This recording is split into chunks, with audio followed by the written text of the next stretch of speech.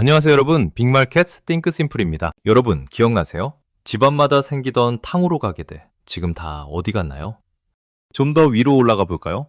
줄 안 서면 못 산다던 허니버터칩, 신라면 잡겠다던 하얀 국물의 꼬꼬면. 당시엔 세상을 다 가질 것 같았죠. 하지만 바이럴은 성연불 같습니다. 하르르 타오르긴 쉽지만 그 화력을 10년 넘게 유지하는 건 완전히 다른 영역이죠. 대부분은 유행이 끝나면 재만 남기고 사라집니다. 그런데 이런 패턴을 비웃으며 지난 3년간 주가가 600% 넘게 오르고 시가총액 9조 원의 거인이 된 회사가 있습니다. 바로 삼양식품입니다. 사람들은 말합니다. 운 좋게 틱톡에서 챌린지 터져서 잘 나간 거 아냐? 매운 게 외국인들한테 신선했겠지? 틀렸습니다. 불닭의 성공은 99%의 운처럼 보이지만 사실 그 운을 조 단위의 성공으로 만든 건 소름 돋을 정도로 치밀한 수익의 방정식이었습니다. 오늘 삼양식품이 어떻게 운을 성공으로 설계했는지 함께 이야기해 보도록 하겠습니다. 그리고 이 영상은 투자 추천이 아닙니다. 공개된 정보를 바탕으로 한 정보 제공 및 교육용이며 특정 종목의 매수 매도 추천이 아닙니다. 투자 판단과 책임은 시청자 본인에게 있으며 본 채널은 투자 결과에 대해 어떠한 책임도 지지 않습니다. 그럼 준비되셨나요? 시작하겠습니다. 모든 것의 시작은 2011년 어느 오후였습니다. 삼양의 김정수 부회장이 명동을 걷다가 사람들이 땀을 뻘뻘 흘리며 매운 음식을 먹기 위해 줄 서 있는 걸 봅니다. 이거다! 정신이 번쩍 드는 매운맛 라면을 만들자. 하지만 삼양 내부 반대는 엄청났습니다. 너무 매워서 사람이 못 먹는다는 비판을 들고 닭 1200마리를 잡고 소스 2톤을 버려가며 완성한 게 바로 불닭볶음면입니다. 사실 처음부터 대박은 아니었어요. 한국에서도 이걸 먹으라고 만든 거냐며 외면받기도 했죠. 그런데 2014년 예상치 못한 곳에서 불이 붙습니다.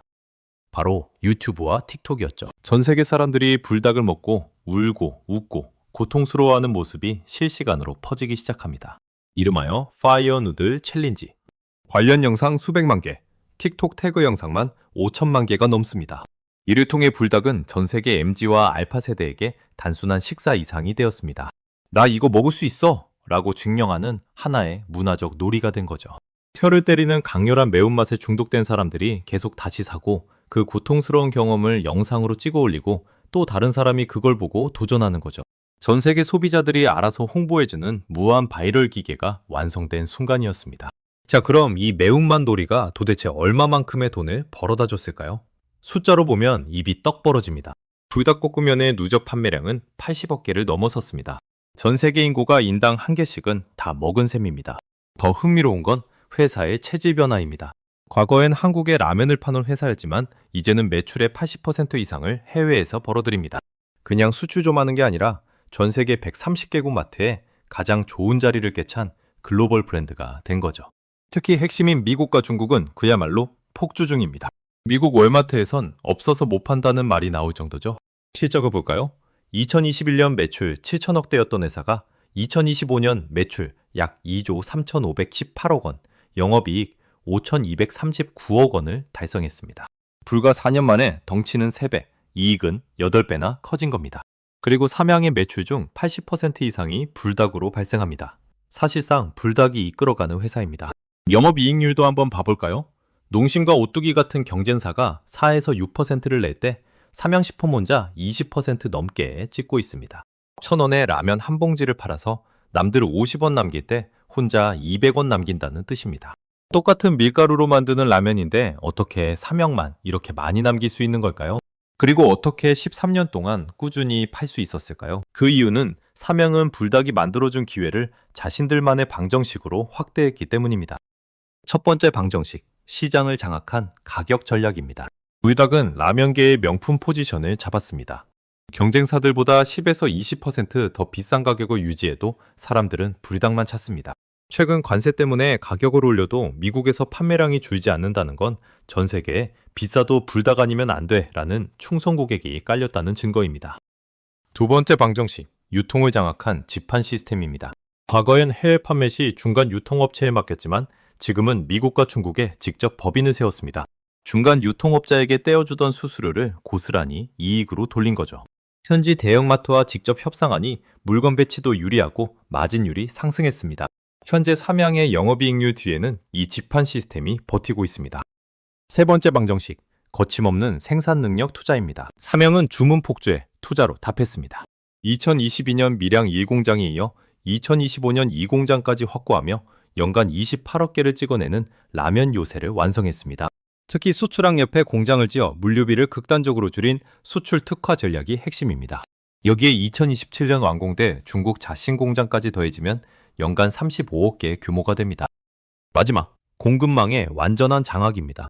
삼양은 라면을 만드는 핵심 공정을 외부가 아닌 그룹 내부 시스템으로 구축하고 이것을 수출에 최적화하였습니다. 삼양제분이 고품질 밀가루를 공급하고 삼양식품이 소스와 면을 제조하며 삼양스퀘어팩이 포장재를, 삼양로지스틱스가 글로벌 물류를 전담합니다. 최근처럼 원자재 가격과 물류비가 널뛰는 시기에 이건 엄청난 무기입니다. 외부 업체에 지불해야 할 마진을 그룹 내부로 기속시키고 공급망 리스크를 완벽하게 방어할 수 있습니다. 불닭으로 전 세계적인 성공을 거둔 삼양식품. 하지만 이들은 현재의 성공에 안주하지 않고 끊임없이 다음 스텝을 고민하고 있습니다. 불닭이라는 강력한 브랜드를 어떻게 더 넓은 세상으로 연결할 것인가? 삼양의 미래를 향한 포트폴리오 확장 전략을 뜯어보겠습니다. 삼양이 선택한 가장 전략적인 무기는 바로 소스입니다. 라면 한 끼를 넘어 치킨, 피자, 버거 등 모든 음식에 침투하겠다는 계획이죠. 2020년 64억이었던 소스 매출은 벌써 430억 원 수준으로 올라왔습니다. 면보다 원가는 낮고 마진은 높은 핵심 병기입니다. 물론 모든 시도가 성공한 건 아닙니다. 야심차게 내놓은 매운 국물 라면 맵탱은 냉정하게 말해 실패했습니다. 삼양은 국물 있는 불닭이면 터질 줄 알았지만 소비자에게 맵탱은 그저 또 다른 매운 국물 라면이었을 뿐입니다. 불닭이 가진 도전의 서사가 없었기 때문이죠. 불닭 없는 삼양은 아직 힘이 약하다는 뼈아픈 현실을 확인한 셈입니다. 그리고 삼양은 라면의 사라는 틀을 깨기 위해 더 먼 미래를 봅니다. 헬스케어 브랜드 펄스랩의 식물성 스낵과 건강기능식품을 통해 미래 먹거리인 웰니스 시장을 노리고 있습니다. 아직 초기 단계라 매출은 미미하지만 미래를 위해 꼭 가야 할 길로 보고 있습니다. 불닭볶음밥처럼 불닭 IP를 활용한 레디투쿡 반조리 사업까지. 성공은 키우고 실패는 밑거름 삼아 포스트 불닭 시대를 차근차근 설계하고 있습니다. 2025년 삼양은 자신들의 뿌리를 증명하는 삼양라면 1963을 내놓았습니다. 한국 최초의 라면이라는 자존심, 과거 우지파동으로 뺏겼던 그 명예를 60년 만에 되찾겠다는 선언입니다. 우리는 운 좋게 뜬 게 아니라 라면의 본질을 연구해온 장인들이다 라는 메시지죠. 오늘 내용을 정리해볼까요? 불닭의 성공은 결코 우연이 아닙니다. 1년짜리 유행이 될 뻔한 불닭을 조단위 시스템으로 극대화한 실력입니다. 이제 삼양은 매운맛 IP를 가진 글로벌 엔터테인먼트 공급자로 도약하고 있습니다. 물론 높은 불닭 의존도, 브랜드 파워 유지, 신사업 확장, 그리고 글로벌 시장의 불확실성이라는 과제는 남아 있습니다. 하지만 한 가지는 확실합니다. 삼양은 이미 증명했습니다. 운이 아닌 실력으로 판을 짜고 성장하는 법을 말이죠. 단순히 맵기만 한 라면 뒤에 숨겨진 거대한 설계도, 이제 좀 보이시나요? 여러분이 생각하는 포스트 불닭은 무엇인가요? 오늘 내용이 도움되셨다면 구독과 좋아요 부탁드립니다. 시청해주셔서 감사합니다.